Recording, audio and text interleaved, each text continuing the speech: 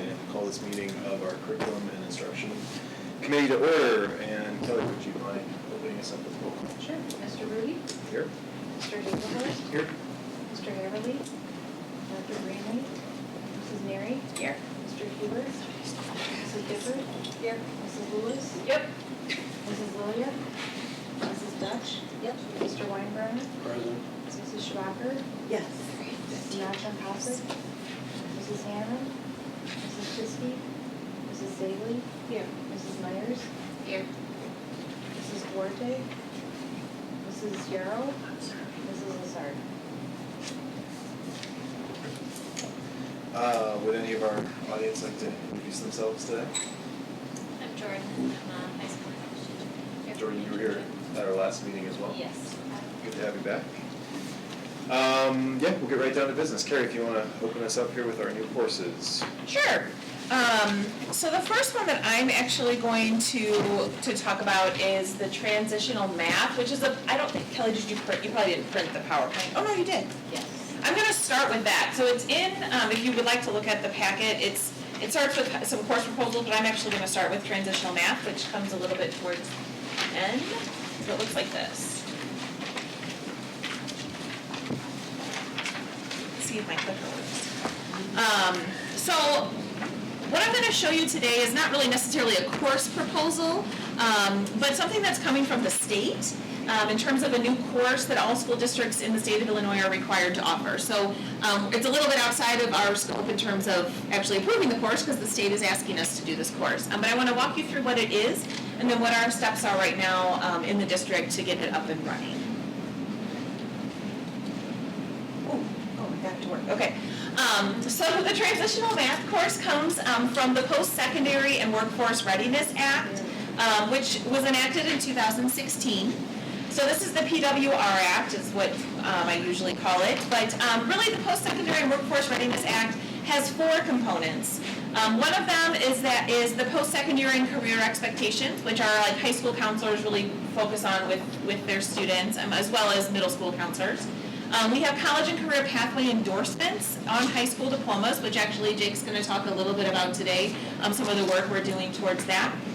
Transitional math instruction to avoid remediation at college, which is what I'm going to speak about. And then the fourth component is the pilot of competency-based high schools, which is happening in some schools around the district, or around the state. We are not, our district is not part of that. So the part that I'm going to focus on today is the transitional math instruction or transitional math course to avoid remediation when students get to college.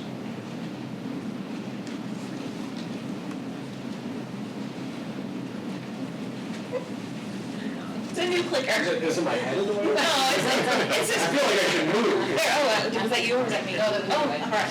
It's new. We're still getting used to it.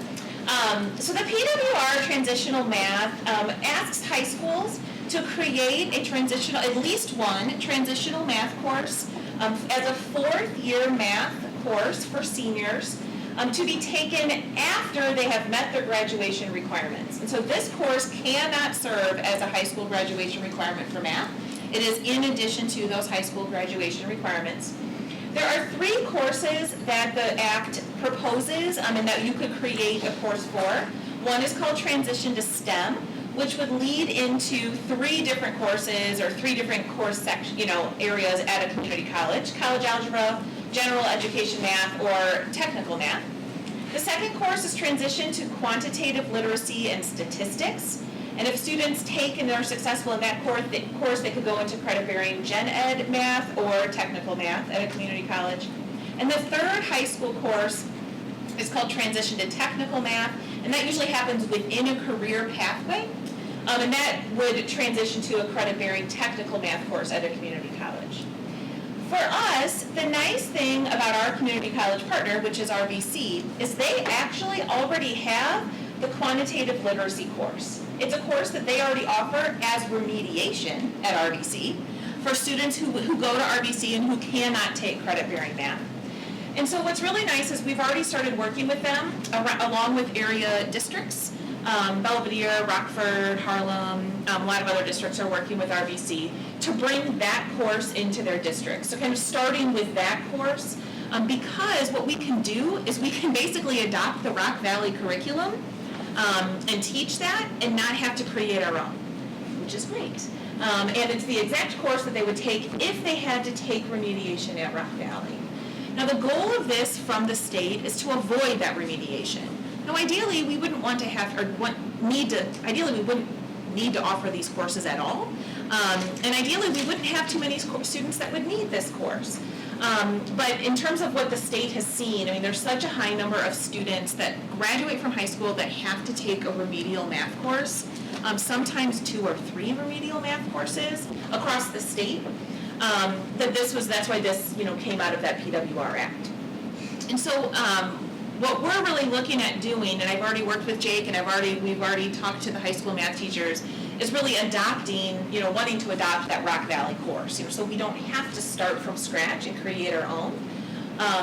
I will say Harlem did that, and at our last local advisory panel meeting, the teacher said, I wish I would have known there was a Rock Valley course, because I would have done that. So he was kind of trying to create one and connect, to something that Rock Valley had, instead of taking theirs and just adopting it. And so I think it's kind of good for us to think about starting there. Carrie, you just said something. One of the things is we want to put this in.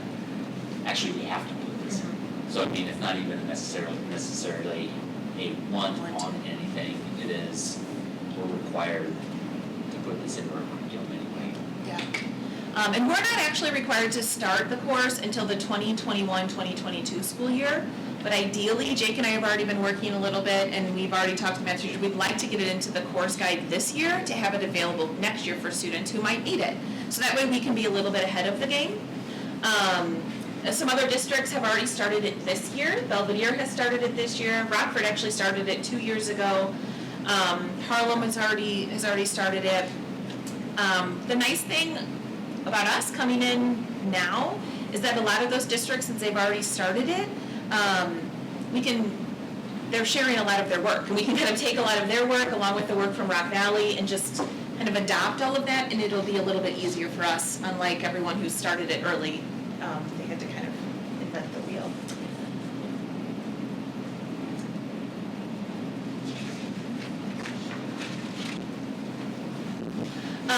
So this is the decision chart for transitional math eligibility. This is just a snapshot of it. The part that's over on the left in the blue is what's really important in terms of how do students qualify for this course.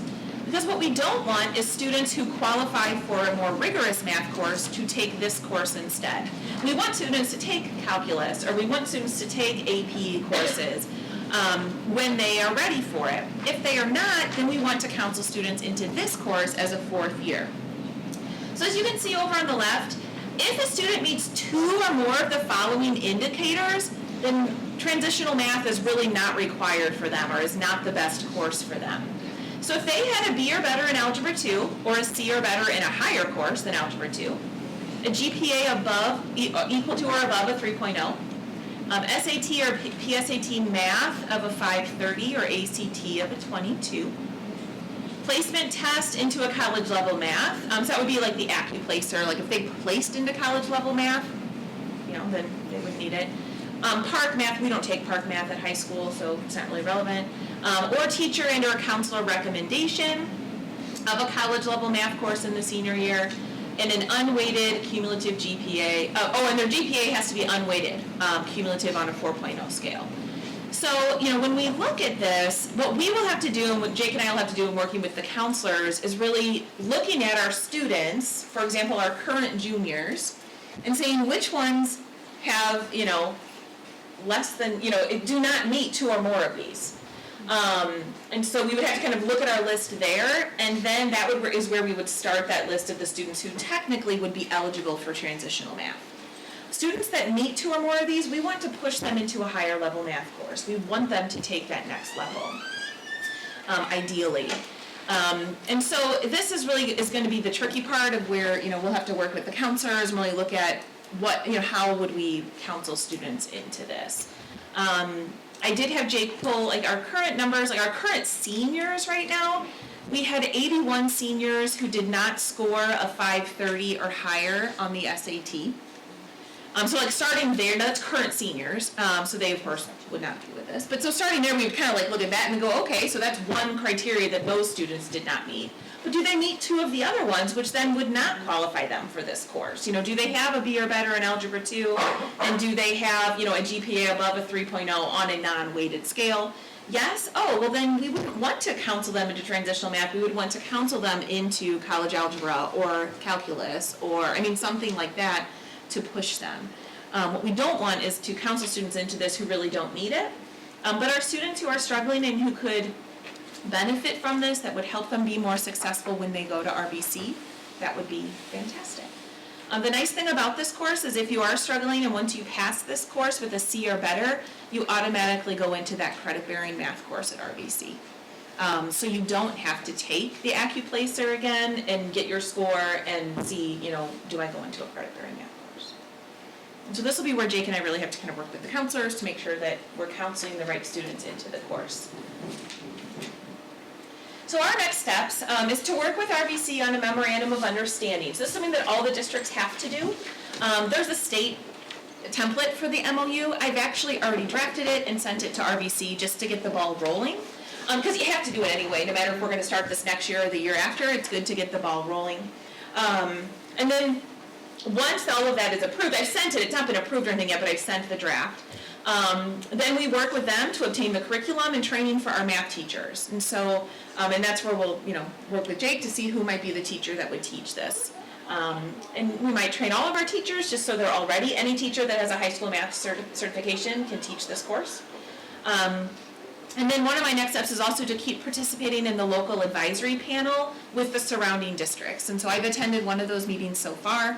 As they continue, I will attend those, and to really make sure that we're aligning. What the work of that panel is to align the state competencies. The state has come out with a list of competencies for this course, and that whole panel is working to make sure that those are aligned with the RBC course. So then that way everything, when people adopt their course, it's all, what the state needs it to be. And so those are really the next steps for transitional math. And so, as I mentioned, we don't have to put this course in next year, but I thought I'd bring it and kind of get people's feedback in terms of, where we think we should go. I think it would be nice if we could offer it a year early, because it would just give all of our students who might be struggling that, additional course to get them ready to go into credit-bearing math. If people have questions? Jake, does this displace any existing courses or change how your loading would have to be structured? The big contention with it is we won't get our SAT scores until the middle of the summer. And we end up, so students typically, for the purposes of staffing, students pick their schedule in January. There have been very few students at this point in time where we've had a lot of displacement after they originally choose it. So we may have some students who flop a second semester of a class or perform really well, and we kind of change up the placement a little bit. What I'm really kind of curious about, and what we'll kind of have to work on at the high school, is really trying to put some determining factors in there to help us probably, based off of, because they all take PSAT 8-9 and PSAT 10 currently, to see how we can work with those predictors as well as kind of the classes that are in, to see if that will help us to predict this with the opportunity that we will end up taking other courses into consideration. If it changes, then we'll address that as necessary. So it's just a matter of putting in some putting in some early warning factors, just to try to help us maybe a little bit before we actually end up getting SAT results. Do the juniors all take the PSAT this year? Correct. So So PSATs we get, no, you're talking about PSAT 10. we didn't do it. No. Our juniors don't take one in the fall, right? A PSAT in the fall. So they have the option to take a PSAT 10, I believe, in the fall, actually. They don't typically, we don't end up scheduling them one for one. The first time they really have an opportunity to take the PSAT, I believe, is spring of their junior year. But they take PSAT, sorry, I just go all over the place. They take PSAT 10, they can take it, the first part of their junior year, so they can earn, it helps out with scholarships.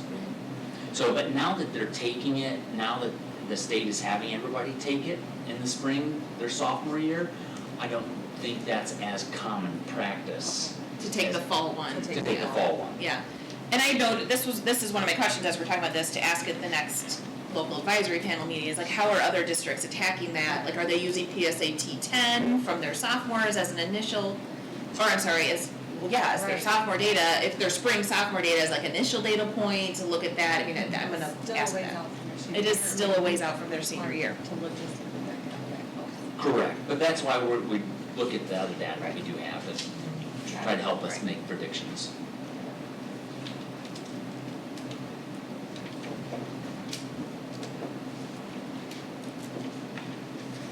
I don't know that it would take away, the big thing that I like about this is, and we try to tell a lot of students, math is one of those things, you don't use it, you lose it. If you're planning on going to college, you really should be taking the fourth year class of math. We can't always convince students of that, but knowing that it would help them not to have to take some of the math courses they wouldn't have to get credit in, I think would be helpful. So instead of taking the AccuPlacer, if you do well on this, then hey, you won't have to take the AccuPlacer, you can transfer right into a credit-bearing math course in college at RBC. I think would be something to draw more students into math their senior year. Yeah.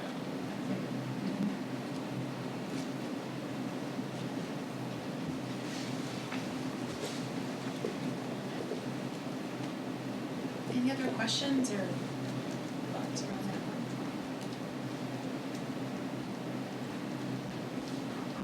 Okay. So, the next one, so new course proposals, Jake, so the next ones we're gonna do are the ones that, came from the high school for next year. And so you guys all have the packet. The very first one, we're actually gonna hold off on the anatomy and physiology, because Jake and I talked, and like his teachers are talked, we really don't want to implement this. They really don't want to implement it next year. They want to implement it the year after. And so they were thinking of kind of holding off on this one, anatomy and physiology. But the other two are for next year. And the original reason why that was put in there, just to kind of notify people that that's what we're looking for. I think with a lot of the work going on with the next gen science standards and making sure we're aligned there, the group was interested in the possibility of it, but really felt like, hey, we need to make sure that we have our science courses aligned first. So. The next one there is an introduction to engineering. This is something Chris Shank and I have talked about quite a bit. So Chris Shank's one of our math teachers. He has an electrical engineering background. We're still working with the Regional Office of Education to figure out if he actually has to take the test or not, or if he can just teach it, because we've actually gotten conflicting information from the Regional Office of Education in that area. So, at any rate, currently our students are able to take engineering courses at Hananiga through our Northern Illinois Technical Education Cooperative called CANCI. That is a project lead the way curriculum they are taking over there. The idea here is our students in a lot of cases don't have a lot of engineering background, as well as the fact that Next Gen does end up having quite a bit of promotion of engineering as well. So we wanted to put in an introductory engineering program. It does not articulate into any type of college credit, but hopefully to expose our students to the possibility, and eventually, they would have a better idea as to whether they wanted to take engineering at Hananiga or not. Through Project Lead the Way that's offered at Hananiga and the Northern Illinois Educational Cooperative. We've looked at offering an engineering series in the past at North Boone. One of the things that it would take is 20 to 30 students from each grade class in order to be able to sustain a complete engineering program.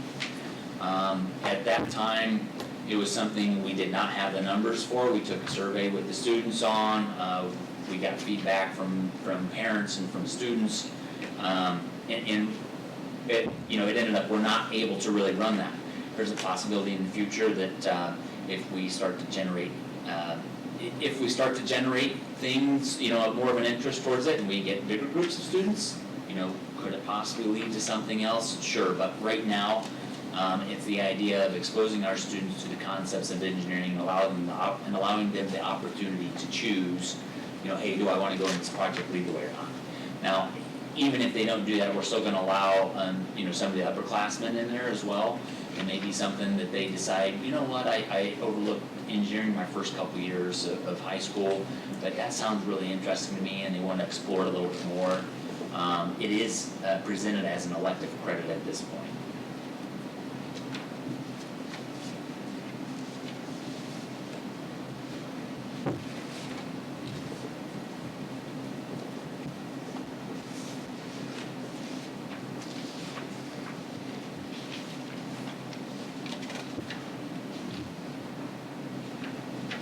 How many students go to the UGA program? Right now we typically only have, I think 2 right now. So those numbers have been pretty low. Last year, I don't know if you guys recall or not, last year, Mr. Shank did end up running an engineering club.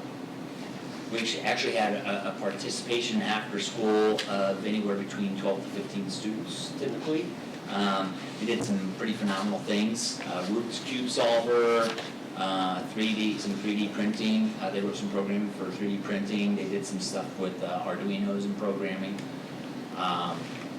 He has taken a survey of his students, and currently we do have over 30 students who would show an interest in intro to engineering course at North Boone.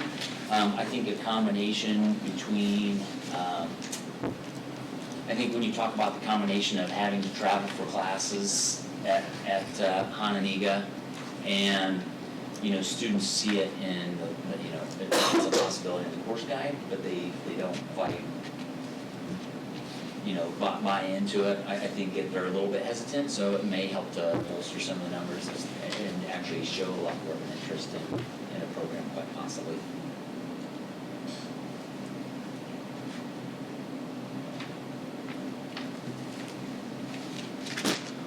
I know when you look at the cost of things, so just to give you guys a heads up, we ran the engineering club last year as a club.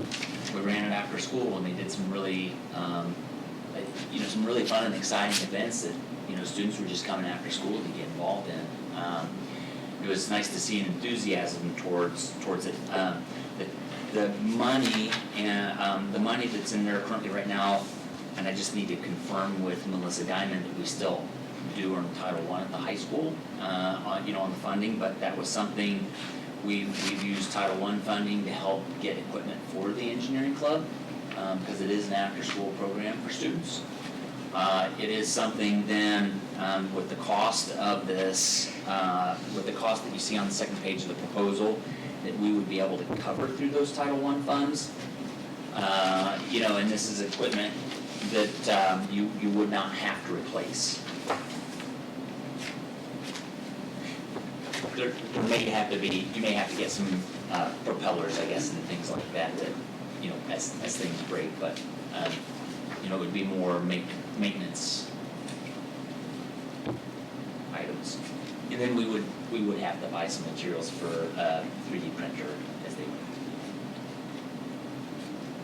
Is this line for the engineering club design equipment more consumable costs is for each class? No, my understanding, so he took, one of the things Chris did, we looked at a couple different programs. We weren't, Project Lead the Way can be expensive. It's a really great program, but it can be expensive. And so without having an official program here, we weren't as interested in doing that. Plus the fact they change about every 4 years and then you have to retrain the teachers and ingest the cost of Yeah. The engineering by design equipment and supplies is, it's a box, it's not consumable, but it is it's a list of materials to go along with some of the curriculum that's provided through this engineering by design group. So he didn't list out all the materials for sure, but it is not consumable. So that would not be, at least not fully a reoccurring cost every time the class was running. Correct.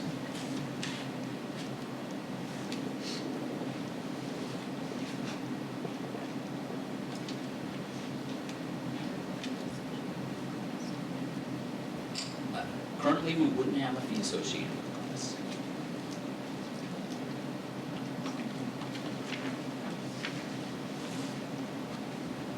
Any other questions? I've got a broader question before we move on, and it is connected to this proposal a little bit. And I'm curious, just in our course proposal process, this proposal in particular, the idea of what we have written for course description, but also as course outcomes or objectives. I'm curious what our group is interested in seeing in particularly those two areas. If the course description is something that's going to end up being part of the catalog, is the course outcomes going to be something that needs to be, or objectives going to be measurable, and is that something that at this body we'd like to see more, perhaps? I'm not sure. I'm curious about kind of past precedent with course proposals as well, and as they move from here onward, or if they're going back to be workshopped with your groups, or where we kind of go. So I've probably, I've been at the high school the longest, is we're the ones who are typically proposing.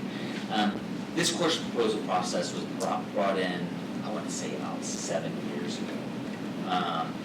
And of course I know the form itself may not always be the easiest to follow. The course description would be something that's put in there. The biggest reason why all of the objectives of the class aren't necessarily brought here is because,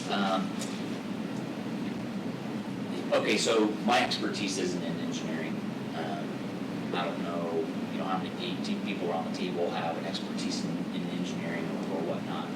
However, the teacher who's teaching the class has an expertise in engineering, and so it may be that to meet with the changes and the demands of things, because if we go through and we start bringing through and have to have all course objectives then approved as well on things in the process, every time you make any little change with the objectives on things, now you're bringing that, for an approval on, as equipment updates, and, we update the equipment that we're using in the classroom for this, photosynthesis lab that they're doing in biology. It serves a purpose to appease certain standards that are there. The objectives of the lab may change, though, in how I present that and some of the different materials that are in there, and so I might tweak it to try to make it a little bit more than what it was maybe 20 years ago, in the process. They do end up, they don't have syllabi approved, but by the board, they do end up I do have syllabus for every class we have. So, we haven't gotten down into the particulars of the board, or of things with this committee, because it hasn't been something that, as we make changes to every course, we're bringing to the committee every time. So, it hasn't been put forward in that sense. Are we that inflexible in how we write our courses so that a course description seems fairly immutable to me when it's been kind of approved, it's on file, and it's part of our documentation. Course outcomes, I'm not sure that maybe well-written outcomes need to necessarily be locked into that level of granularity, that they can't accommodate changes and shifts within the class. And maybe I'm picturing outcomes a little bit differently. But I'd be interested in knowing a little bit more about, let's say, for example, with the engineering class, but would be interested in knowing a little bit more about what some of the topics and strategies are, how those are being measured, what those outcomes are, or at least not Sure. necessarily the instrument for measurement, but at least outcomes that could show what was being assessed Sure. for our students. And I'd be happy to have Mr. Shank share, the combination of the two, curriculums that we have. I know, he said all three of those fall into these three areas of engineering. Because we were talking about that.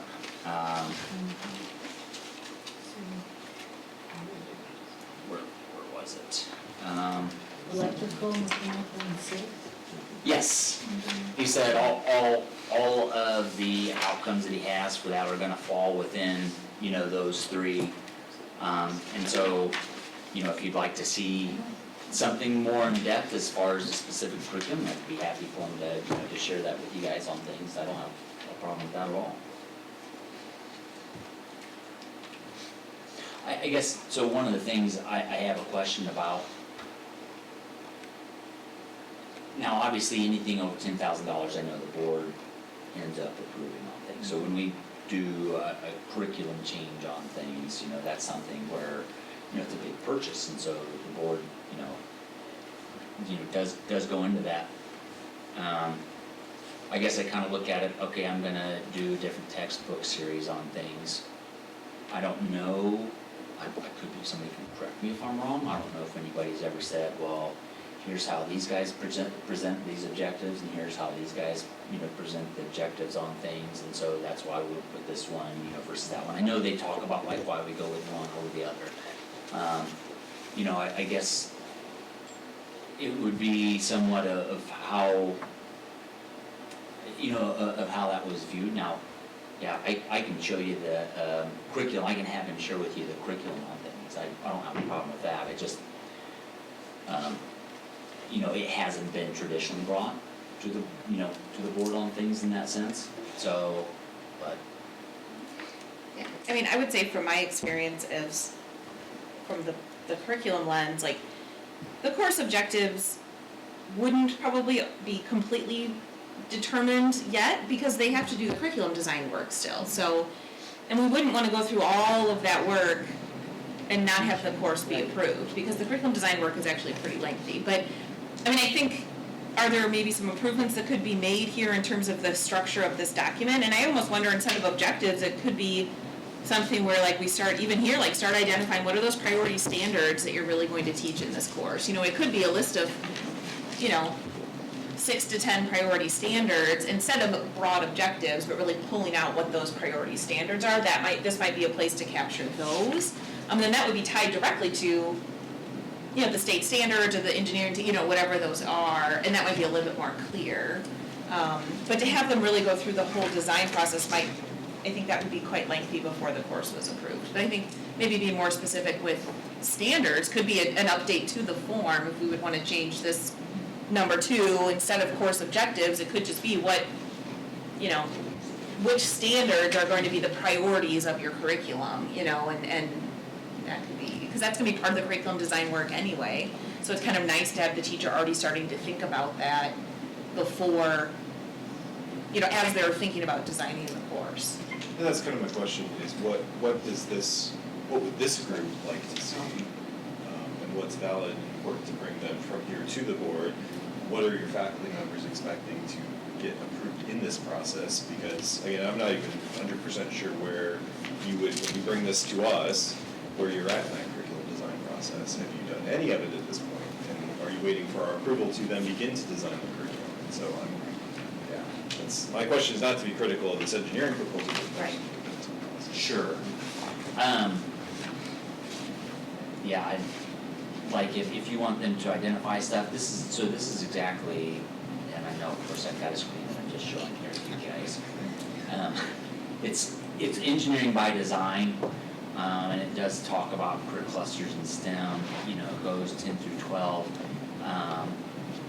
He did not want to call it Foundations of Technology though. It was like he was doing a combination of this Foundations of Technology and then trying to work in some of the engineering concepts with the local drone, Voyager items. So this is where he's pulled a lot of the curriculum from. I mean, that's big sort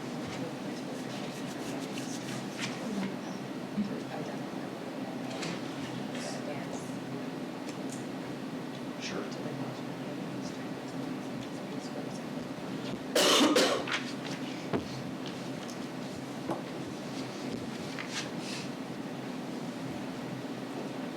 Yeah, so if we want to do this a little bit differently in the future, I'm open to it.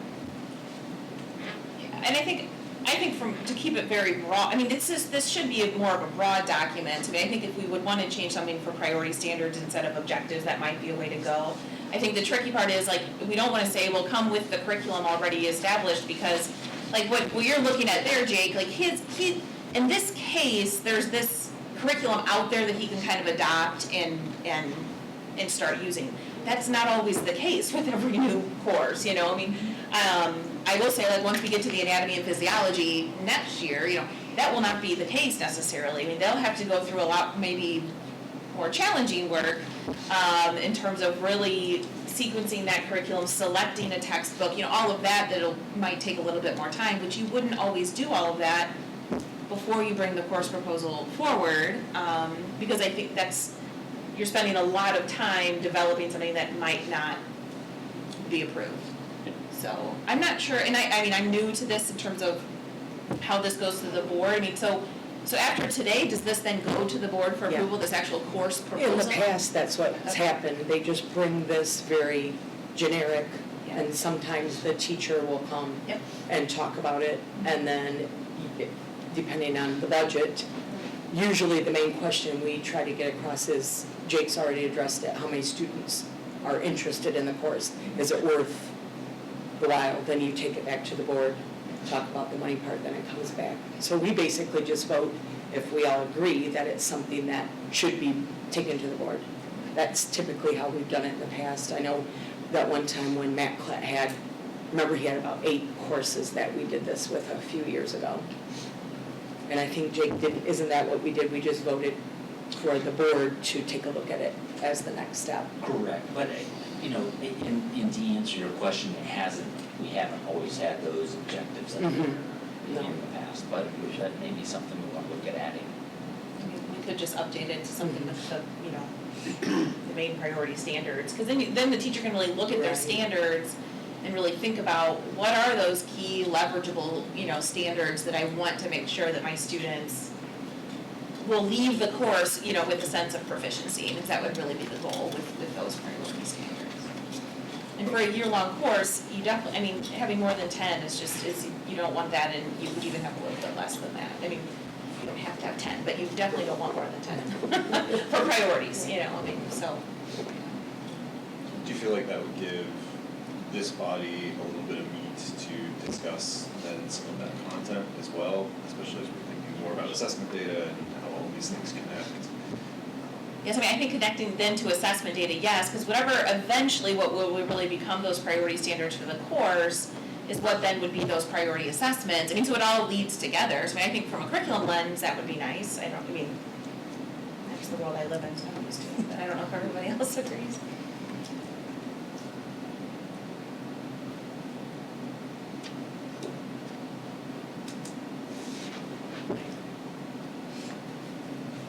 Do we want to move on to the next course proposals? I know we have a Sure. teacher here too, right? Oh, sorry, go read number. And then we can, because Yeah, it'll be the same forms. process right now, I mean, in terms of the form, but Yeah, then. so this is the original class. So this is the stuff.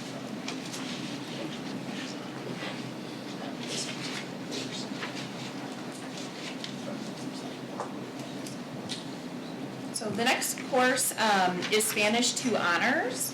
And so Mr. Geiger, the teacher, is actually here.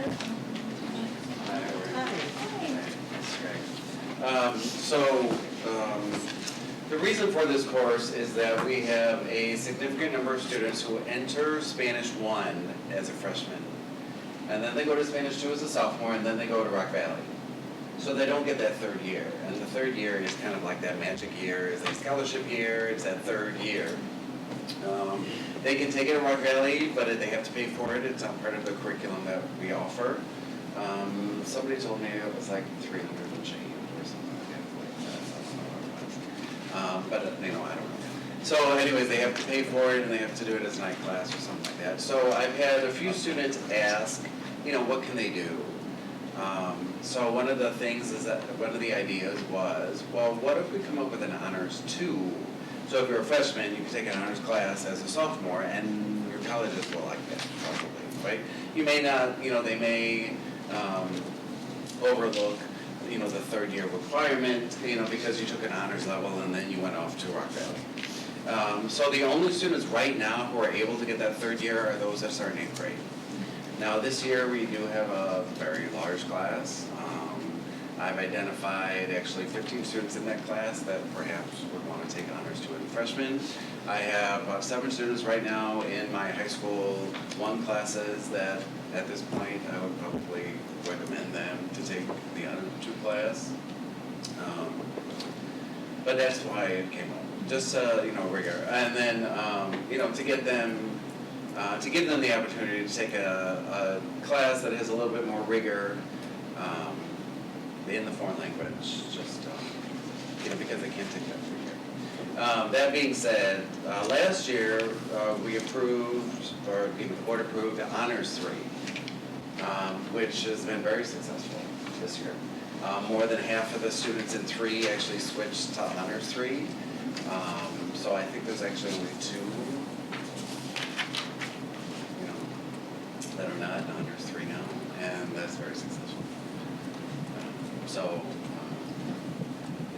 we don't have to spend any money on it right now, not until the next textbook review, evaluation, whatever. I think the students are very challenged in Honors 3, that they feel good about it. It's much more conversation-based. I do expect them to speak Spanish in class. They do get, points for their Spanish usage in class, even when they're working with each other. They have to speak Spanish, or, as much as they can. So I think at the honors level, students get much more. We do have those students that think, okay, I'll take my 2 years, and that's all I need. And so, we do have some students that have that mindset, and that's okay.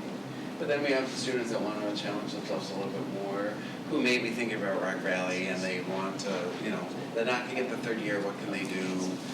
Hopefully, we'll give them opportunity to get some scholarship money and some other things with that honors class. We do have a lot of students as sophomores who do take an honors level already. So I believe it would be successful. Right now, we have blended classes with the regular and honors, and that seems to be going pretty well. Like I said, a lot of students switched to honors. Once they got the first taste of what it's going to be like, they switched. So I think it'll be successful. I think it's a positive for our students. I don't know what else I can say. It's an opportunity for them. And like and this idea came from the students. So I think it's good. Yeah.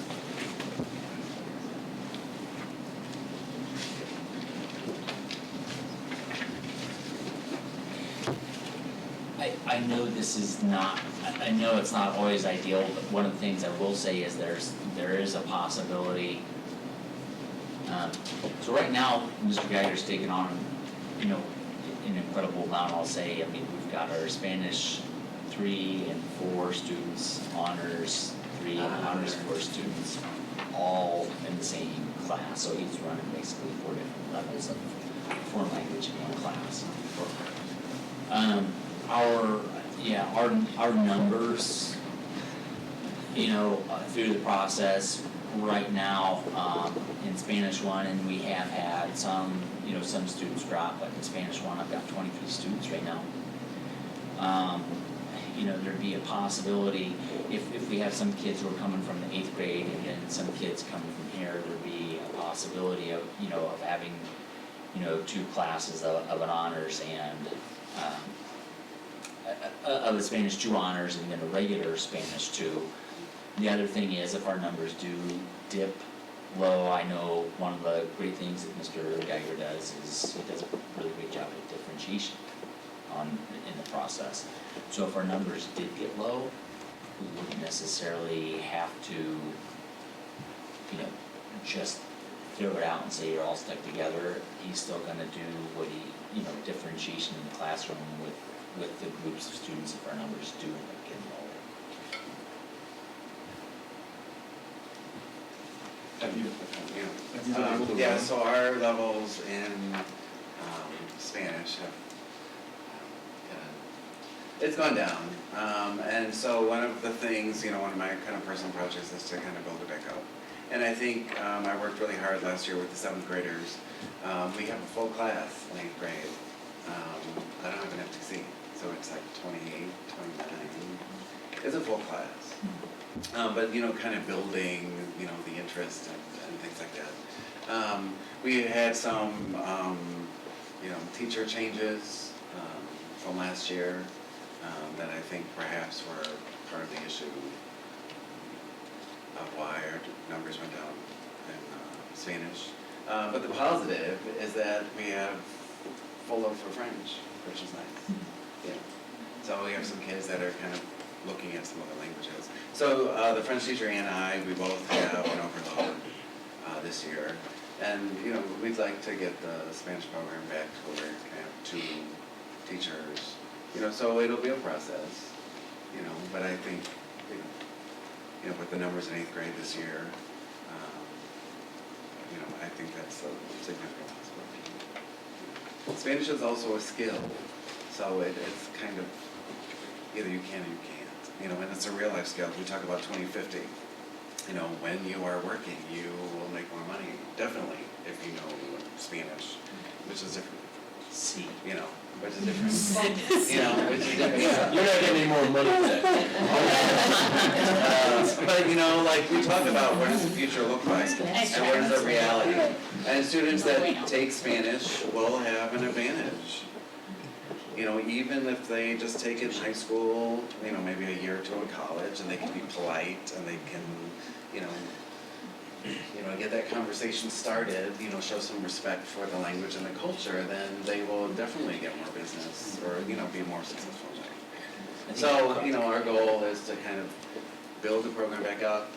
I think honors, there was another thing that we talked about credit recovery for foreign language. We have, students that pass first semester, but they don't do so hot second semester in Spanish 1. We talked about that, native speaker, coming. So we have some plans to expand, but, for right now. Do you have a question? Okay, you can do that, Mr. Brown. Any questions? No. Okay, all right, you're good, thank you. Thank you. Thanks for your time.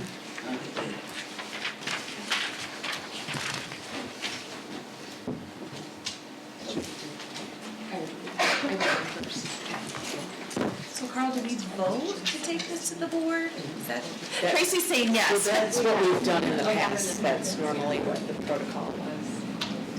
And that's from a recommendation from the organization. So we're just looking at the engineering course and the Spanish course, right? Those would be the only 2 courses that we each talk about bringing. I mean, and I can present the transitional math to Yeah. the board, and I think I can do that presentation if that's something the board would like, just run over Yeah. what it is and I think that would be helpful, especially as that's more of a state mandate that's coming. right, so it's a little bit different than having to approve it, it's, like, we don't get to say we're not doing it. But, I mean, I think it's good to let everybody know what's happening and where we are. Well, can I entertain a motion? I'll make a motion to approve the course proposals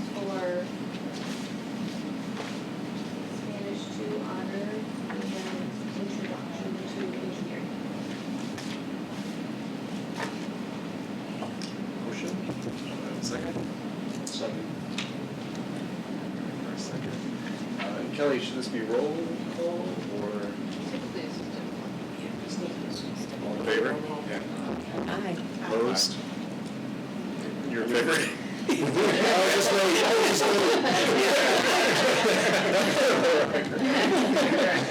think that passes. All right, next item, which I'm just turning right back to you, Carrie.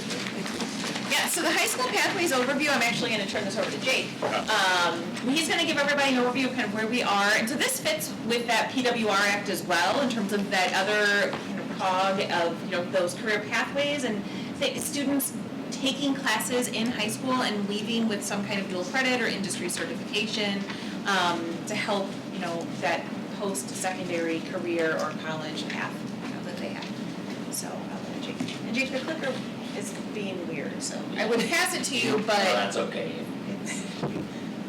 Okay, so a lot of the career pathways, it's being driven, you've got the federal legislation of Every Student Succeeds, which has led to the Illinois Post-Secondary Workforce Readiness Act, which then of course goes to some of the things we're doing in high school for post-secondary career expectations and trying to train our students and whatnot. So the big idea here is, as Carrie said, you end up working with colleges to end up being able to help students earn dual credit or industry recognized certifications. This has loosely been going on through CNC. We've been able to get some food prep through our family and consumer science. We've been able to get some food prep certifications. We've been able to get some Microsoft Office industry recognized certifications. But these are some of the smaller industry recognized certifications that we've been offering now for a little while. Now this starts to help to make it, to give a little more meat to what we're doing by being able to help students connect to get dual credit in this process. So there's a number of colleges and groups that we're working with along the way. So through Rock Valley itself, in the area of business and trying to offer some dual credit and business pathway, we have Introduction to Business and Small Business Management. By the way, that EMT pathway, I apologize about that. That was my fault. Should not be a bullet underneath the business pathway. We'll talk about that one separately. Currently, what happens is if your teachers go through the training and they end up aligning their syllabus with Rock Valley College. Right now, we have just one teacher who is currently trained to be able to align their stuff to what Rock Valley has. And so if students take this, it would pan out to be what's called articulated credit. What articulated credit is if a student ends up taking this course in high school, and then they go and take a course beyond that at Rock Valley College for credit, then Rock Valley will go back and say, hey, we recognize that as college credit. So that's articulated credit. What would happen is if we end up getting small business management, and this is where the whole explanation comes in. If we end up taking small business management and our teacher there, who's a brand new teacher, if we end up getting him trained this summer and he aligns small business management to what Rock Valley is currently offering, then both of those two courses will end up allowing our students to earn college credit, dual credit. Until he actually officially ends up going through the training and aligning his course guide to it. Right now it can only go in as articulated credit. So then in order for students to be able to get some type of college credit, they would have to go to Rock Valley and take one class beyond the next one in sequence. So there's a business pathway that we're coordinating with Rock Valley on. We actually have an EMT pathway that we're working with South Beloit and Rock Valley on. This was something where the main person kind of heading this at Rock Valley actually got hired on by Belvedere. They stole this person away, and so it actually lost its way just a little bit. I started asking 20 questions to everyone who was at the meeting, at which point in time, we now have a meeting scheduled early in November to sit back down and come to the table. So more or less what would happen with this is our students would take this class early in the morning over at South Beloit. They would end up coming out of there with an industry recognizing TE certification from this class, and they would end up earning dual credit along the way.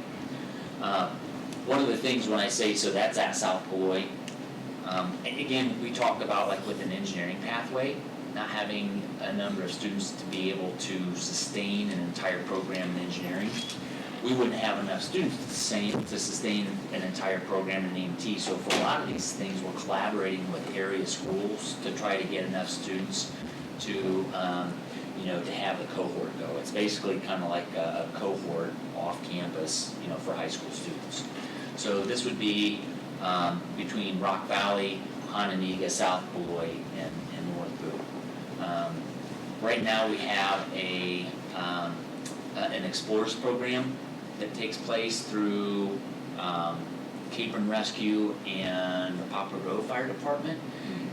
They would actually still be able to go to those two groups for hours of experience, because they have to have a number of hours of experience. So it'd be something where we're able to kind of pal up with what's going on currently in our community as far as getting those experiences, but they don't get certifications out of that. So now they get certifications and hours of experience through that. The next one, Oh, no. you know what, Oh, sorry. I realize and I Did you send me the apologize, wrong one? I sent you the wrong one. Oh, I'm sorry. sorry, guys. By the way, Dale's grandma or mother-in-law is passing away, and I'm flying solo, and it's been a really busy day. So when I sent this off today, I had a different copy, and I apologize. So it was, I did have that corrected. I was just thinking about this. So on the next slide, it should have been the education pathway with Belvedere, RBC, and Northern. Go ahead and go back to that one, Kelly. Previously. Yeah, go back to that one, I'm sorry. So this should have been on the next slide. So would have been an education pathway. For this one, we're coordinating, we would be through Belvedere, and actually Harlem School District would also be sending students through this pathway in North Boone. So it's actually 4 area high schools, and we would be coordinating. Now this is where it gets a little bit tricky. Northern is involved in this one, because Rock Valley College doesn't necessarily have teacher education program. Now they do have some courses, that are there, like the ones. So like Rock Valley College has an introduction to education that's not offered at Northern, and so right now we're trying to work with Belvedere, Northern, and Rock Valley College to try to make sure that they're able to get that aligned. What we would be offering at our school is child development. That would require Susan Keel to go out and get a child development certification. It's actually one that she has the schooling for. It's just going back out and getting to be certified for it. That would be offered for college credit, and it actually would lead to an education pathway. The state of Illinois, actually all states are really hurting for teachers. And so it's one of the big initiatives in Illinois to try to get us to start to try to grow teachers. So it would be a matter of us being able to get that child development class. Right now, Susan Keel has a pretty full load of classes. In our initial discussions about trying to offer this class to appease the education pathway, we would talk about possibly alternating years that we're offering that child development class into the education pathway, or possibly alternating some of our other ones. But we're trying to really, help to grow teachers, and that's a big push in Illinois. So I'm working with Belvedere, Rock Valley College, Northern, and actually I should throw Harlem High School in there. Would be a coordinated effort. So our students would take child development at North Boone, and then they would end up taking the other classes for the educational pathway actually down at Belvedere in conjunction with Rock Valley, and then a lot of those students may take another couple classes at Rock Valley and then transfer to Northern for the education degree. The last one, is Highland, is us actually, coordinating with Highland Community College.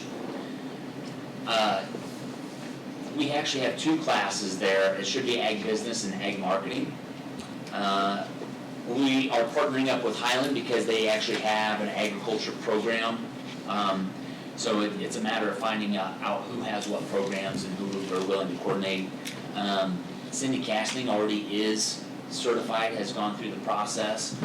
It's just a matter of now, this year, and she said she's gonna do some of this while she's off at National Convention. She's working on aligning what she has with what Highland Community College has, to be able to offer ag business and ag marketing, for dual credit.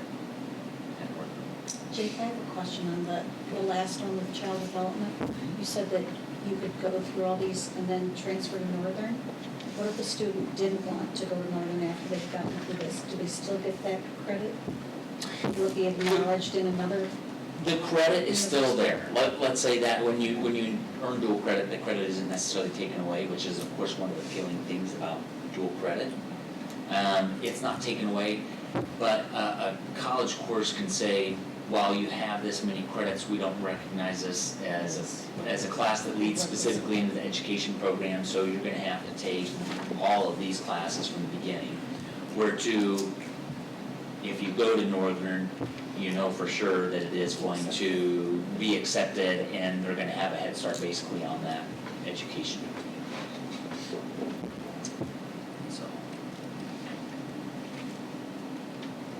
Questions?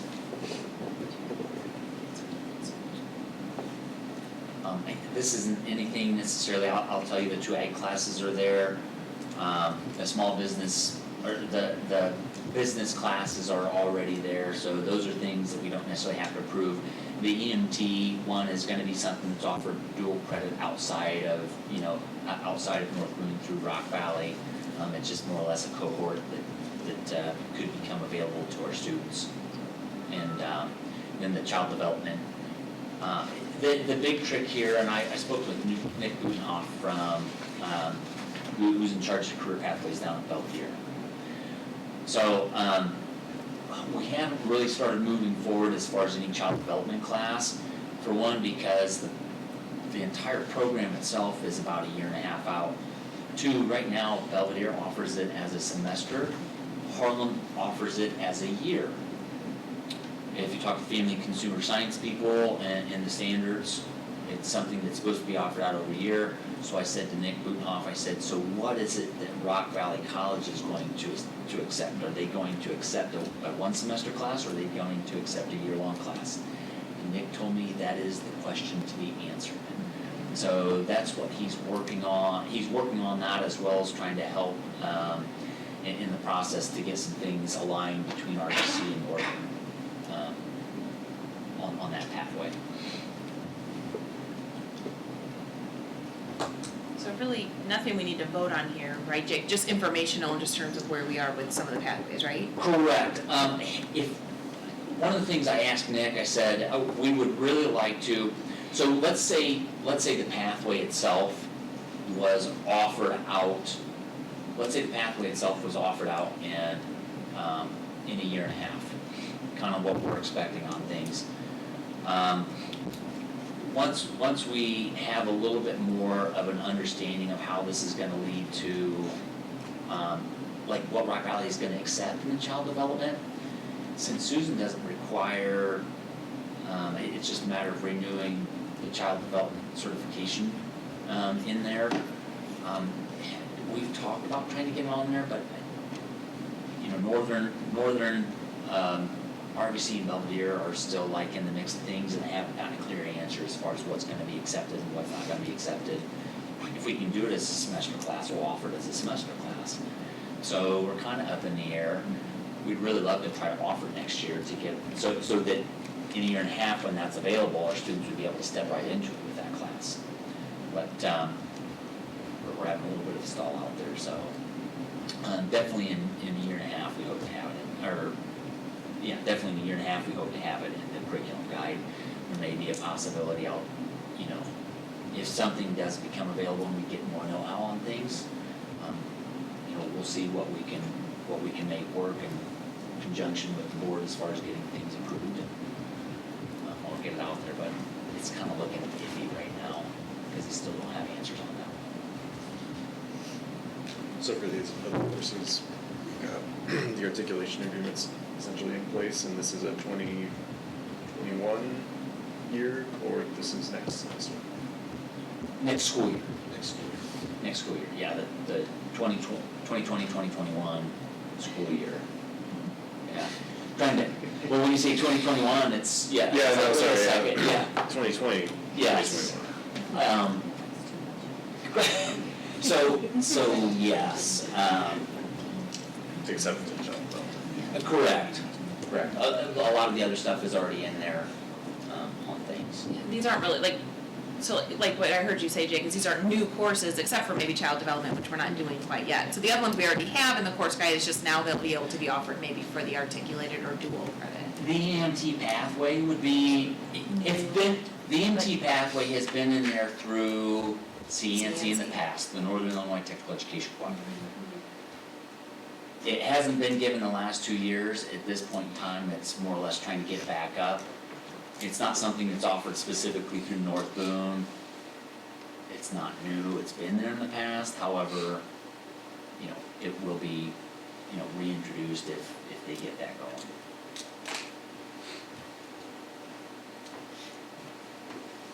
This is what I get to deal with all day long, is uncertainty.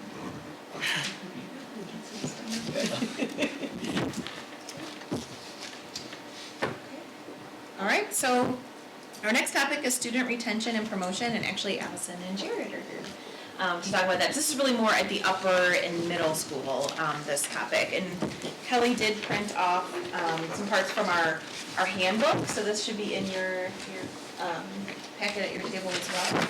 Thank you, Kelly. So, at risk of this being kind of a Pandora's box thing, as you guys probably remember at the board meeting in March, when we started talking about summer school and numbers were discussed of the number of students being required to attend summer school, we had 52 students at the 5th grade through 8th grade level. And that didn't sit well with me, and I don't believe it sat well with many other people either. So the task was given to me, and then Jared, once he came on as well, what are you gonna do about this? And so one of the things that we agreed we needed to do was, from the gate, be very clear with parents and students, here are the expectations, and then put in front of them the language that's in our handbook and in our policy as far as this is what you need to do in order to move on to the next grade level. And it's not going to be a free pass or a attend minimal requirements, and voila, you get to go on to the next grade. So as I said, it's kind of a Pandora's box, because once we start looking at things and opening it up, it kind of avalanched into, well, we need to look at everything that's in place now and what can we do to make it a smooth system, a very clear system. So we looked at the handbook, and in the handbook it says for 5th and 8th grade promotion retention that in order to be promoted you have to receive, and this is on the second page, I apologize, to be promoted, students must meet standards regarding grades and attendance, including receiving a passing final grade for the year in all core classes. Any students not successfully meeting these standards will need to complete district-approved extended learning opportunities in order to qualify for promotion. So then we looked at the promotion policy that's currently in place, which is a couple pages later. It's a very small policy that basically says in order for students to be promoted to the next grade, they must pass 6 core classes to include PE. If they fail 1 or 2 classes, they must take summer school. and successfully complete, pass all failing areas, and if a student fails 3 or more core classes, they will automatically be retained. But then there's also an exhibit in the policy of a point accumulation record that is kind of a go-between saying, all right, if you don't pass, but you obtain a certain number of points, you will, or the student is able to be assigned to the next grade. So we looked at all this information, and Mike asked us to start from this point accumulation record.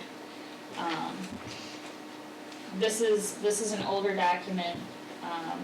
It was created back in 2009, back when I was the counselor there. So say, didn't we do this when I was doing 8th grade English? I think we did this together. Yes, so this is an older document that I think has maybe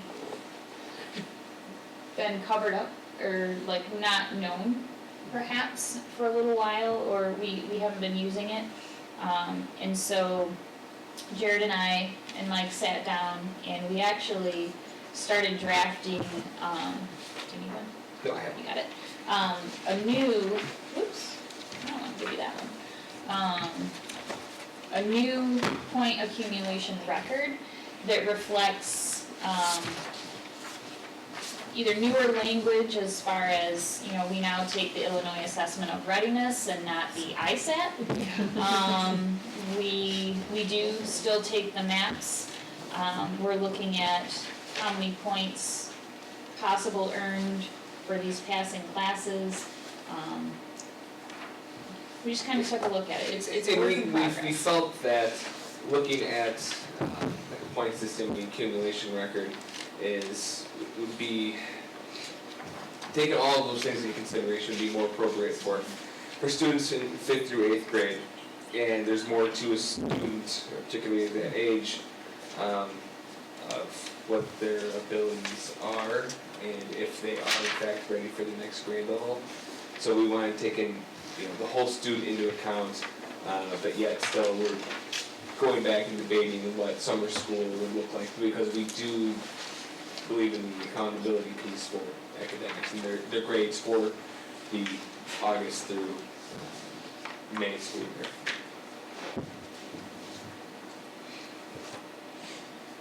So what we're looking at now, we're still looking at whether students pass classes. That's the top, because that is part of policy.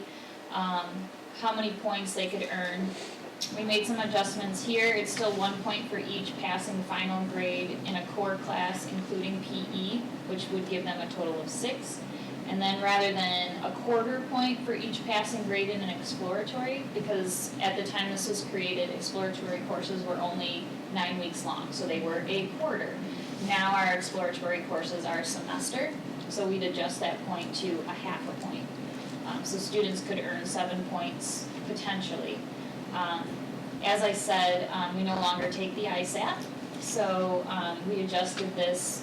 And we also looked at how many points we wanted them to be able to earn, and adjusted that to 3 points. 1.5 points for each assessment. So 5/10 of a point, or a half a point, for each section of the Illinois Assessment of Readiness completed with a rating of meets or exceeds.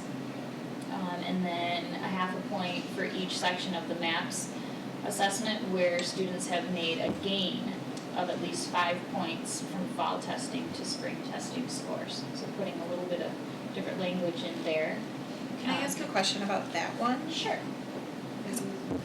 I'm just wondering, because sometimes students will not roll 5, and that would actually be very high for their growth goal. I'm wondering if we would consider using something more around conditional growth index, their positives. If they have a positive CGI, then they're meeting their growth target and actually exceeding it. So it doesn't match, if their growth target was 6, to give a positive CGI, they have to at least meet that, or if their growth target was 3, they have to at least meet that. So I'm wondering if we want to do something around CGI instead, because then that would make the point the points more fluid depending on the student. Sure, because if they grow 10 points, the Right. testing window before, Right. the likelihood of them. Of them going 6 growing again, like 6 might, or, you know, might not, or 5 points, you know, might not be, but so we could make this more around positive CGI, the conditional growth index, instead of the actual points, because as long as they're getting a positive conditional growth index, they're either meeting or exceeding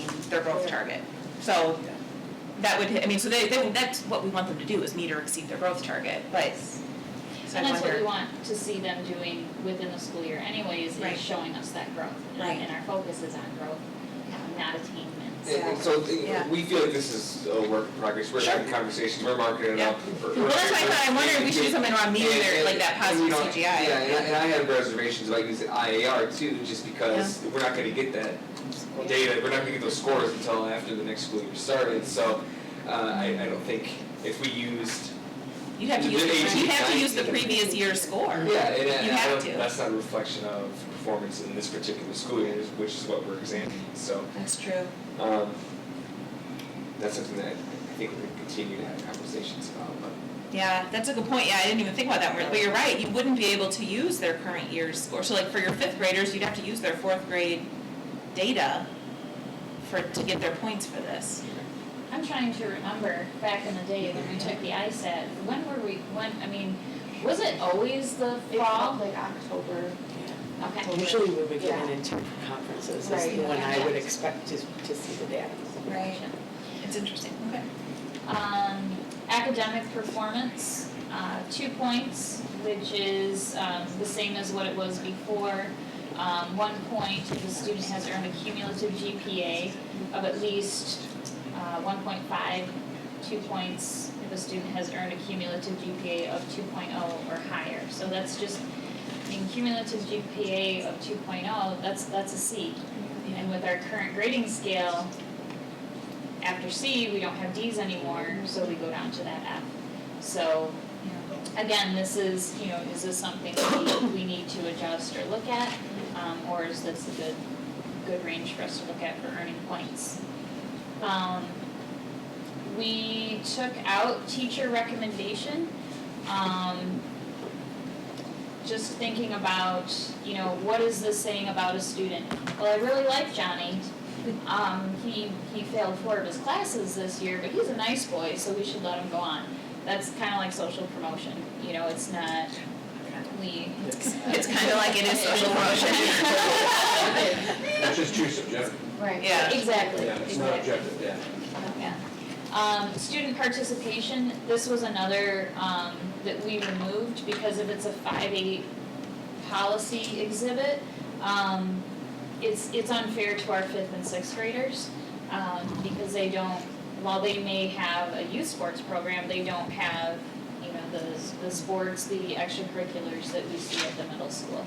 So we took that out. Support program, you wanna talk about that one? Yeah, I mean, this is, because after first quarter, I've got 36 kids that are in line to have summer school. And so we started already our after-school tutoring. I've already sent letters home, contacted parents and said, math and science Tuesdays after school, social studies reading ELA Thursdays after school, because we need to get these grades up. It's kids not turning in assignments. And we've talked about, we're doing lunch interventions for homework, holding kids accountable, getting things turned in. And so we put after school support in there, to encourage parents that, hey, look, we're gonna be taking a look at points. We want them there, we want them being held accountable, we want them there working. And so, that's new. And feedback from this week so far has been positive. So it just says participated in, how we measured the amount of participation. Like if I come once and then enough, you know what I mean? Like- Right, yeah, no, and that's something that we're gonna continue to discuss, so what is our attendance Right, percentage Right, requirement? yeah. Yeah. because I could see that, I could see a kid, even a parent thinking, well, they went, they're good. It could be something like, you do a percentage, right? They attended 80% of the required after school, whatever it is. Specific and Yeah, and that's what it'll Yeah. do. Yeah, it could be something. We wanna talk about what percentages is realistic, so. Good. Summer school, completion of curriculum and attendance requirements. We are going to be working with Carrie on revamping our summer school. Yes, we are. And I've already started exploring some options of unit-based sort of lessons where the students would have to have a start, a beginning, and end, and there's assessments throughout that they have to complete these units and show proficiency to move on to the next unit, and they have to pass these, because previously, the summer school program was heavy on their video games. Yeah, and it was more about seat time, right? Yes. Like, Yeah. I mean, so if they If you came, failed one class, you were in there for Yeah. more than that, Yeah. and it was, then you had 18 days, and so instead of being days served in summer school, it would be content. yeah, skills Proficiency. mastered or Yeah, it'll be proficiency still mastered. shown, right? Yeah. Yes. Yeah, not day Um, served. Yeah, no more time served. Yeah. That's unfortunate phrasing. Yeah. It is, but that's kind of what it seems like. Yeah. I mean, Yeah, and we're not here to attack previous people in our positions, so. School attendance, 1 point, you know, if they're showing up to school, 90% or higher, they'll be able to earn a point, on this system. So I think we hit all of them. We're still kind of playing with, well, how many points should they have to earn in order to, you know, I know, I'm kind of doing the math. yeah. Yeah, I know, I'm saying, because I saw 10, like, so I'm just like, so I'm gonna throw out a scenario, right? So I'm a student, and I received my passing grade in all my classes, so I get 7 points. And I have above a 2.0 GPA, so I Can have I two. time out for a second? Yes. So if a student passes all their classes for the year, we don't vote on this. Oh, Yeah. All right, Okay. this is just the, this is if they You don't. fail Oh. three, If you, Okay, never if you mind. then we fail, start adding it up. Got it. Yeah. Okay, I was unclear Yes. on that I part. was. because as, Yes. as the current Okay. current policy reads, so if they fail 1 or 2 classes, in order to be promoted, Yeah, but so in order to be some promoted, you have to pass all your Right. classes. So this is our baseline, this is what you, you have to do this. If you fail 1 or more classes, although, and perhaps this is a policy meeting thing, Sure. this current policy says you fail 3 classes regardless of your situation, you will not go on to the next grade. So that, again, is probably a different meeting, but, let's say they fail 1 or 2 classes. Sure. Now start with the scenario. So now you would start, right, so they might have 5 points, Mhm. right? So they failed 2, let's say, so they have 5 points. They maybe have 1 point for GPA. Maybe. So that's 6, I can do math. I'm like, wait, I lost what I was doing. They have 90% attendance, so they have another point, so now they're at 7. They go to tutoring, so they have a point, and they go to summer school, so they have a point, so now they're at 9. We're saying they have to show some growth somewhere on that maths test. So that 10 points might be high. But are we making this point system as a crutch for them to get? Sure, no, Or are right, we we have to saying, figure, yeah, I'm just kind of going even through the though they scenario, yeah. failed, you know, they failed social studies and English, Right. are they ready to go on to the next Right. grade? So we, you know, and this is part of our tough conversation. Yeah. So again, Jared and I said to Dr. Greenlee, you know, we're gonna be sitting down with these parents starting Q1. We're bringing them in, we're making phone calls, and we wanna have some teeth to what we're saying. We don't wanna float out just this little threat and then at the end of the year say, oh, never mind, we're gonna I got 52 students who failed at least one or more classes. You have 32? 36. 36. I don't want another summer school, we don't, oh, sorry, I keep saying I don't want I it. don't want We it. don't want another summer school with 52 kids, that's unacceptable. So we wanna be upfront with parents and kids saying, here's the deal, guys, you gotta show us you're able to do this. So, again, we wanna make sure we have a point system, that gets them working, but it's attainable, but yet has some teeth to it as well.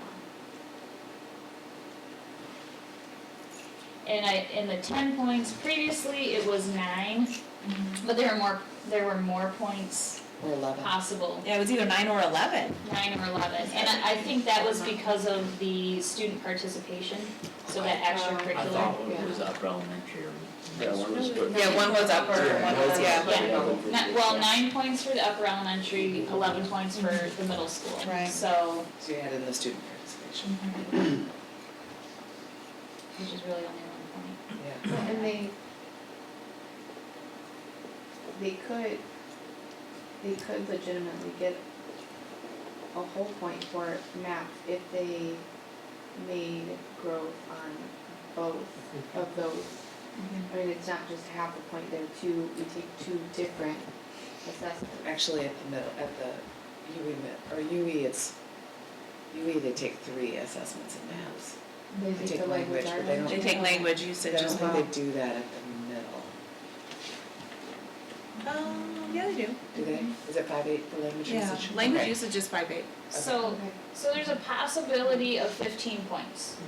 If you divide the 10 that we're asking for by 15, you get 67%, which is, I mean, that's not passing. That's So that's why we were floating around that 10 points. Because again, we don't wanna just put something else out there that makes these kids able to get up to the high school unprepared, or without the knowledge base that they need to be in high school. Yeah, that's the key, is when they're unprepared, then we're actually setting them up for failure, and then we have an enormous failure rate as freshmen. Yeah. And I teach primarily freshmen, so I see it. I see it. And we're trying to convey to our current 5th through 8th graders, you can no longer fail everything, go to the magical summer school, and go on to the next grade. Yeah, and that's a shock for many of them, because they get to high school and you're like, you don't get credit for this class. Particularly like a class like World Cultures, you failed it, you got no credit for it. Yeah. You received no credit for it, so you have to take it again, you were behind on your graduation credits, because in a sense, like I said, when we just, whatever you wanna call it, when they move up to high school and they're unprepared, they get that on their mind, well, I failed before and I'm fine. At high school, you're not fine. And they're quite surprised when they're in my class again, or another freshman level class taking it again. So, yeah, I think, Freshman on target hasn't been the best. Freshman on track. Our freshman on track, yeah. Around 80%. Yeah. And it's not from lack of talking to people and trying to talk about, you know, a little bit of elbow greasing on things. oh, yeah. Yeah, so this is kind of just one little piece of what we're looking at trying to put in place. So we're here for your insight on specifically this point accumulation record. The policies in place now, that's another time and a place, but we needed to start somewhere. Or even if we wanna continue having a point accumulation record. And as Jared said, we wanna look at, the students as a whole, not just their letter grades, cause oftentimes we see, they have the ability. And knowing we don't socially promote kids, But I think the point now is, it's very valuable, like you said, because there can be many reasons why they fail a class, but still can demonstrate that they have growth and that they've learned the material. Like you said, if they're not turning in assignments, there are students that just simply, they lack the organizational skills and things like that, but they can demonstrate that they've mastered material. So you don't want to, at least in my opinion, don't wanna just say grades are nothing. Right. Because I have students that can do very well, but like I said, they just lack organizational skills to turn work in and things like that, and that's not the same as mastering content, of course. So it's good to have something else that we can. But I agree with you, Allison, absolutely, you also don't wanna just set a bar so low that, you know, you just jump through a hoop. We don't wanna do that as well. Like you said, it has to have meaning and value as standard. And I think this is. Students have to have accountability too. I think Sure. that, you know, start early, because that's a big jump to go to high school and all of a sudden, it's not working. It's already a hard transition. Absolutely. It's already a hard transition. Also, When we they have have our, entry to middle school and high school. we have our magical summer school now. Do we have students who have not been promoted?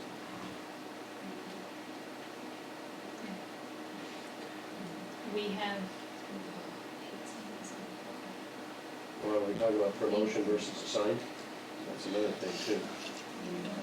I would have to look back on how many of the students attended summer school. I mean, they moved up to the next grade. I could look at, their academic records, to get to get a number of those that were assigned to 8th grade versus promoted to 8th grade. What doesn't sit well with me is students historically, and I don't know if historically is the right term, but for more than 1 year not passing a class, attending summer school, and then moving on to the next grade. Because what we've done for those children is teach them that they don't have to do the work, but you'll get to go to the next grade, because we know, retaining children at this age level, 5th grade to 8th grade,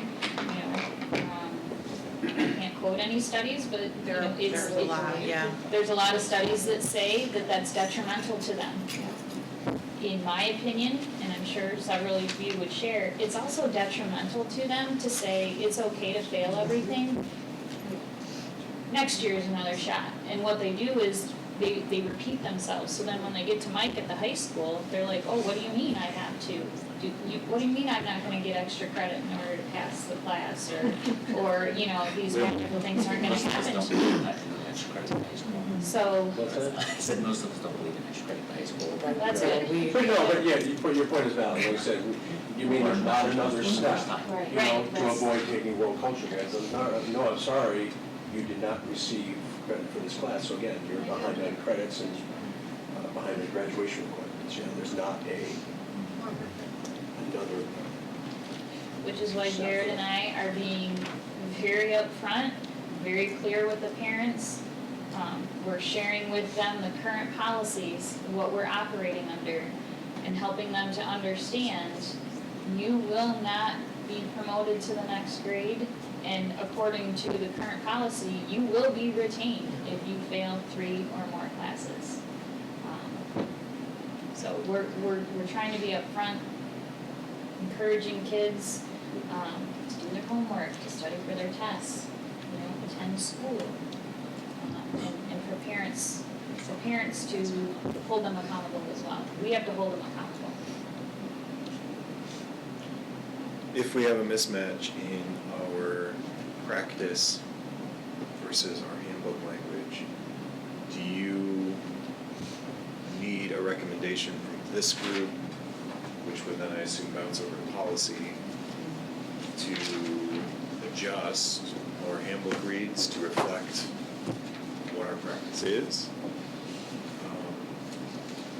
And would this tool be better kind of to be finalized unofficially out of the handbook and then that brought to policy? Just double check our because I think the handbook is okay, it's just. That's the actual policy itself. The actual policy. I mean, the policy is this one right now, the one that reads that they will fail 3, if they fail 3, they will be retained. I'm just curious if that's actually what came from press or what's actually out there from press, because that doesn't seem like something, at this point in time, to me, press would throw it out. No, I think this was something that was created, This was created in 2012. oh, so this is press, the one that says instruction is press. Yeah. This is the exhibit that goes with it, this is like the administrative exhibit Yes. that goes There we with go. it, that was created in district. So we'd have to look at press and this together. Right. Although I also find it hard to believe amended May 23rd, 2016. Oh, I guess it does say park in there, so I bet you the new press does come out and just, it's the same thing with Yeah, this should IAR. change to say IAR. Yeah, but it pretty much would fit in there with the change of IAR.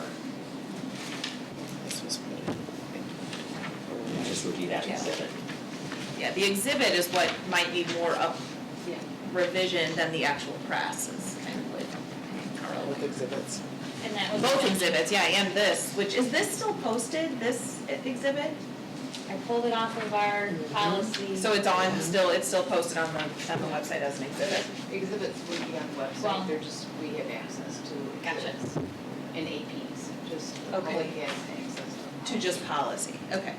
And those typically don't go to the board for approval, exhibits or APs, it can be done at big level.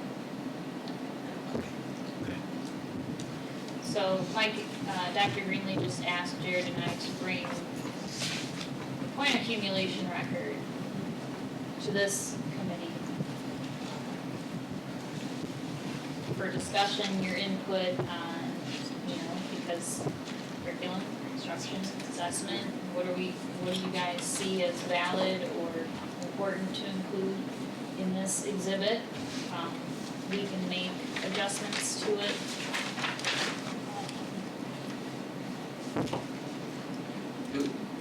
The only thing, and it was brought up over here, just in conversation between the two of us, the only thing that I do have a little.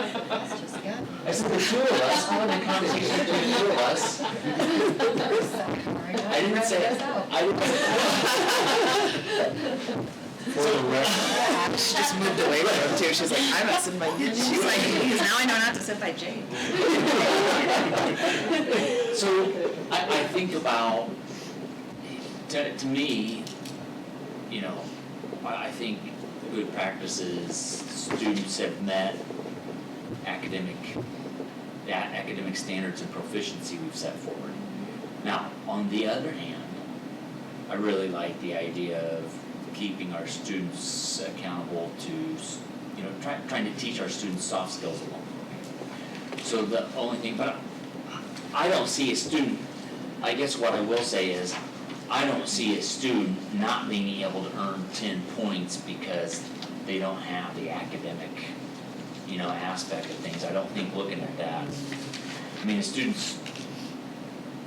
a student has a grasp of things academically, they're gonna accrue the 10 points right away. I don't think anybody's gonna be held back because they're academically proficient and lack the soft skills on things. That would be the only thing that'd be just a little bit of a detriment, We don't,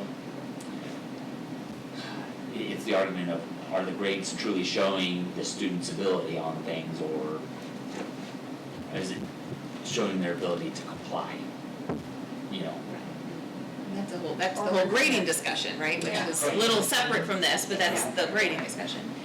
I wonder on here too, like for the summer school, the 1 point, is that 1 point per summer school class they have to We were just take? talking about that. Because I'm wondering if we 1 point per assigned subject. per assigned Correct. subject, So- okay. So if they fail 3 classes, they'll give them 4 points total, and then they have to make that up. There we go. Then that would help, and that would make more sense, because I was thinking, man, if they only get one, what if they fail 3 classes, and then how would they accumulate? So that's per assigned. I could see a student who could get all 3 points on IAR and maps, not getting any points on IAR and maps.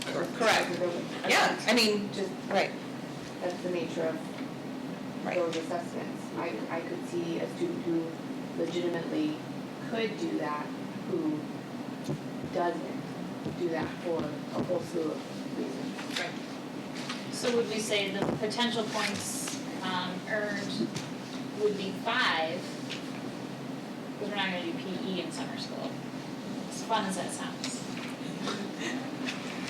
Run until I'm tired.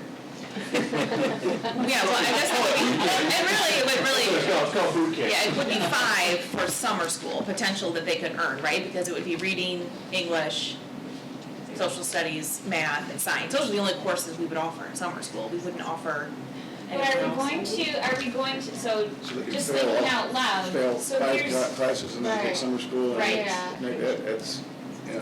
so my thought there would be they earn a half point per assigned subject. So it's not the equivalent, you know, these 4 weeks, 5 weeks, however, 20 days of summer school. If we follow what the elementary runs, 20 days of summer school, we're not going to say that that's equivalent of a full year.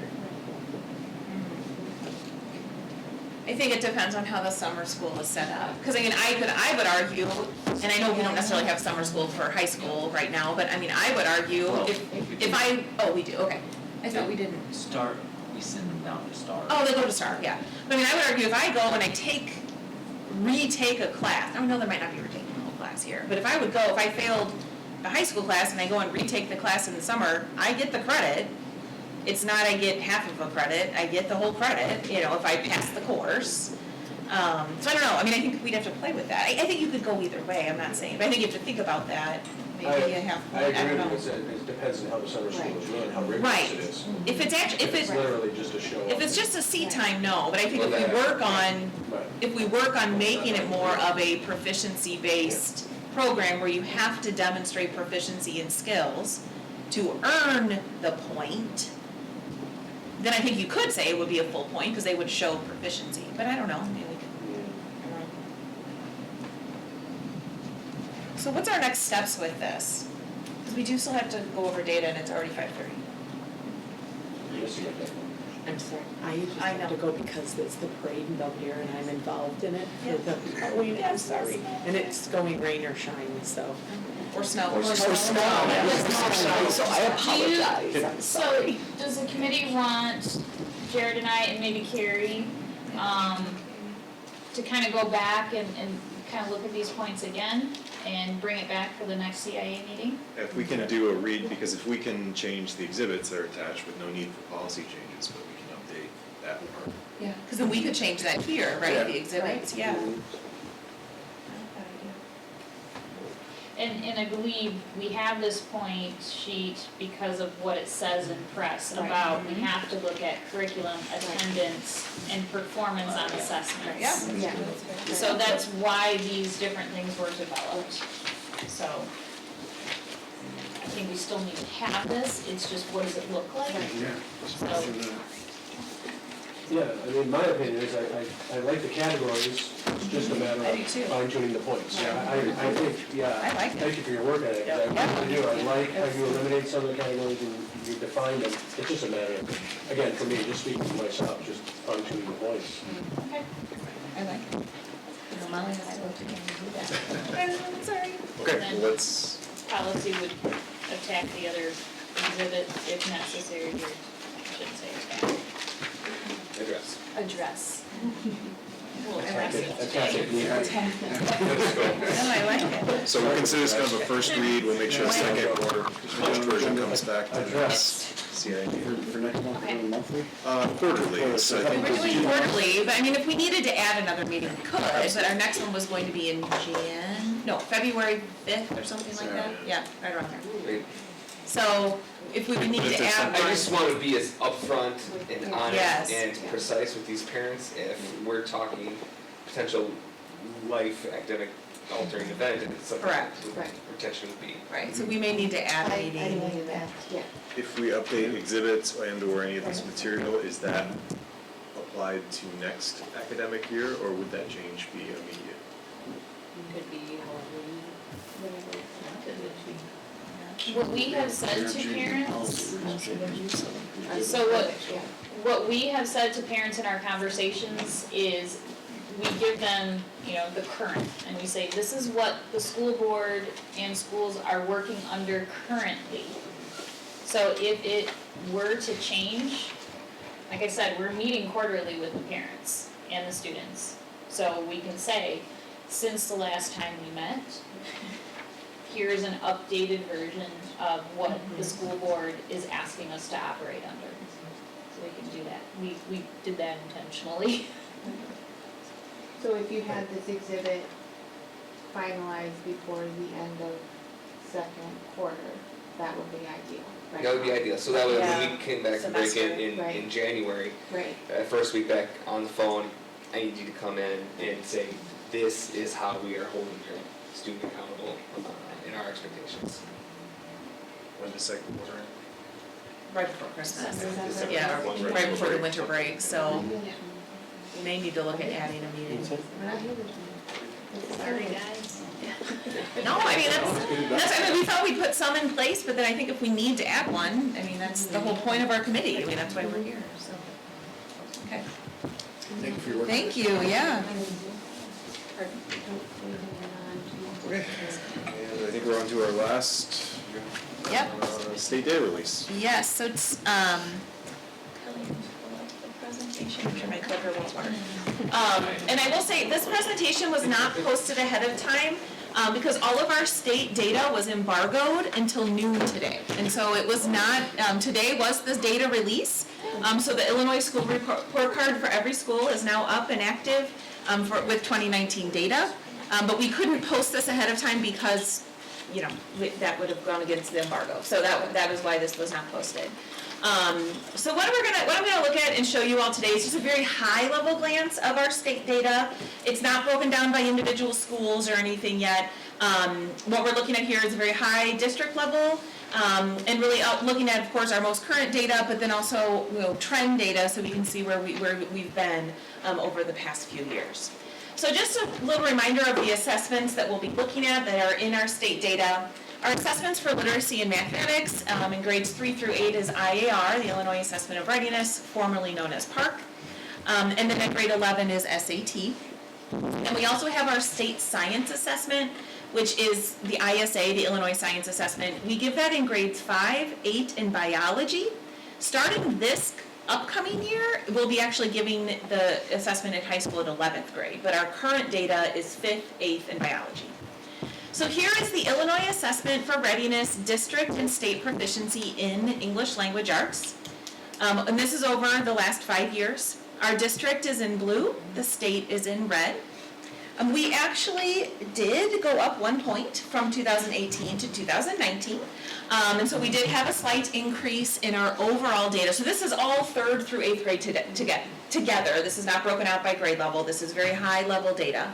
But we did go up by 1 point in our students who are meeting or exceeding on IAR in ELA. And then here is math. Again, district is in blue, state is in red. We stayed exactly the same from 2018 to 2019 on our district-wide in meeting or exceeding in math on IAR.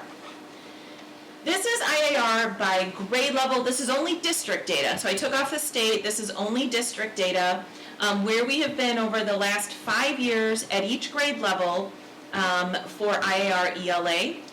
Some things to point out here that I wanted to highlight. Grades 3 through 6 did see an increase from 2018 to 2019. So we did see an increase in grades 3 through 6 for ELA.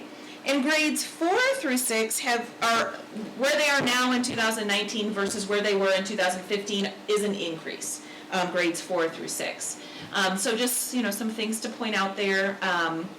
This is not cohort data, so this is, you cannot, you know, you're not looking at individual cohorts of students, you're just looking at the grade level data here and how this is broken out. And so those are just some of the highlights of where we saw increases in ELA.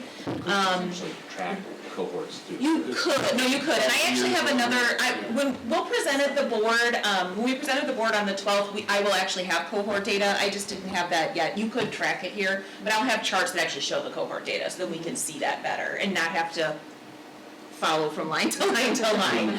That makes it more challenging. Grade 5. So this is math, IAR math for grades 3 through 8.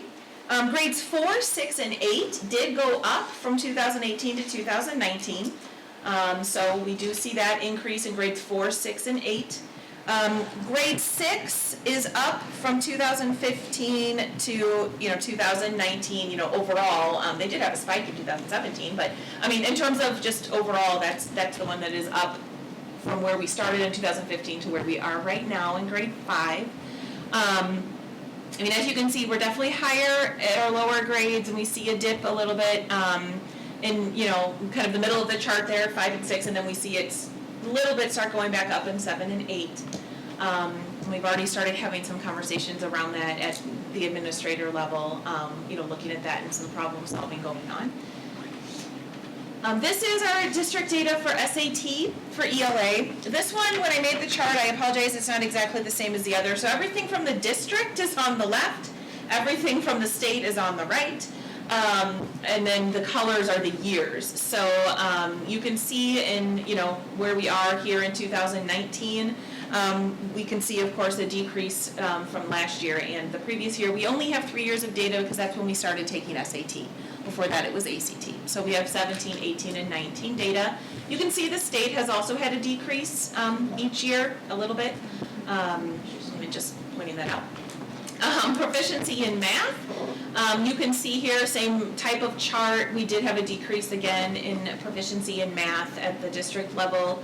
The state level actually had a little bit of an increase this year, but a decrease overall from when we started taking SAT in 2017. And then this is our state science assessment data. We really are very similar to where we've been. We saw a slight decrease this year, but not too much, but we did see a slight decrease. The state has pretty much stayed the same. They had like a 1-point decrease this year, but the state has pretty much stayed the same on the Illinois science assessment. And this is district-wide in terms of grades 5, 8, and then the students in biology. So it's everything lumped together here in this. I just want to remind everyone of where we are within our curriculum and instruction work. Just kind of to go back a few years. So in 16-17, we did determine priority standards for science. In the 17-18 school year, we implemented new science resources, and we determined priority standards for math. Last year, we implemented new math resources in grades 6 through 12, and we continued to work on standards and piloted some math materials in grades K through 5, and then this year we implemented new math resources in K through 5. So just reminding everyone where we are. We're still fairly new, in our curriculum design process, and we just started grades 5 through 12, ELA and social studies just last week, and we'll begin and continue that work this year. So next steps for school improvement, we are going to, as a district, partner with our Regional Office of Education for some school improvement planning using the Illinois Quality Framework. We've already, principals have already had a little bit of a preview of what that is, and we have some days coming up where the school improvement teams will come here to the district office for the whole day and participate in a facilitated Illinois Quality Framework with our regional office, and we're going to be using that to really guide our school improvement. It's a very robust school improvement framework, and it takes a lot of really time to dig in, really look at your data, look at your climate and culture of your building, and really dig in and talk about what's working for us and what's not. And so that's what is the next step around school improvement. For curriculum, I should say this bullet point for curriculum is really for science and math right now. Our goal for this year for science and math, since we already have really the curriculum process started, is to create curriculum-based measures as part of our balanced assessment system to assess student proficiency in our priority standards. So that is the work of those curriculum teams this year, to create those in order to roll those out next year. Our ELA and social studies in grades 5 through 8 that have just started this year, we won't be creating those curriculum-based measures yet, because first we have to determine those priority standards and unpack those and do all of that work. So really that curriculum-based measures will be building those next year is really where I see us building those in ELA and social studies. So just so we can kind of see where we are. So I of course would entertain questions, ideas, and principals can chime in too, because we've already had conversations around the data.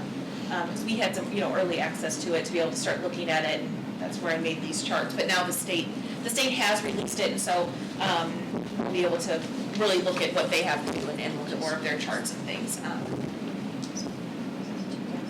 Can we retroactively post these slides to our agenda? Sure. Yes. I should say yes. I can say yes in terms of that the embargo has been lifted. Retroactively do that. Okay, sorry, yes. I'm saying yes, of course we can. We don't usually, Yeah, I don't know. we've ever. Had to do that, yeah, okay. Yeah, if not, we'll definitely, we'll have a presentation for the board meeting on the 12th, and so that can be posted ahead of time because the data is no longer embargoed. We just couldn't post it, ahead of time. It's always been a noticeable dip for us on the math in the sixth grade years, and that obviously that's still there. I'm curious, just as you've been looking at the data, where are we compared to state averages for those grade levels?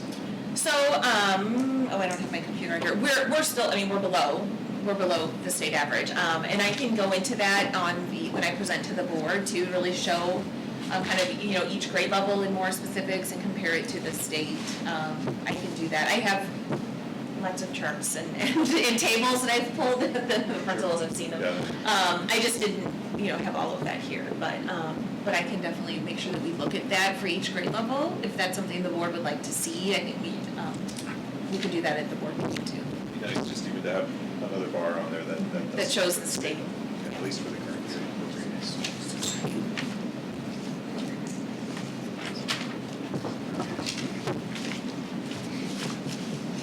Any other questions for Carrie? Okay, well, I think that's our last agenda item. So we'll try to find a meeting time then between now and I assume November so that we can work. Yeah, we'll get together in the next couple of weeks, hopefully before Thanksgiving, and have something Yes. That we believe is real solid. You should just be, looks good, guys, reach out, maybe. We'll move on, so, we'll get a hold of you guys. And, Yeah, so maybe we could look for a date like early December. yeah, I think that was. December 5th is when all business meetings gonna be. That we could just piggyback, because sometimes they do, then we could have one earlier, one later, or something like that. Okay.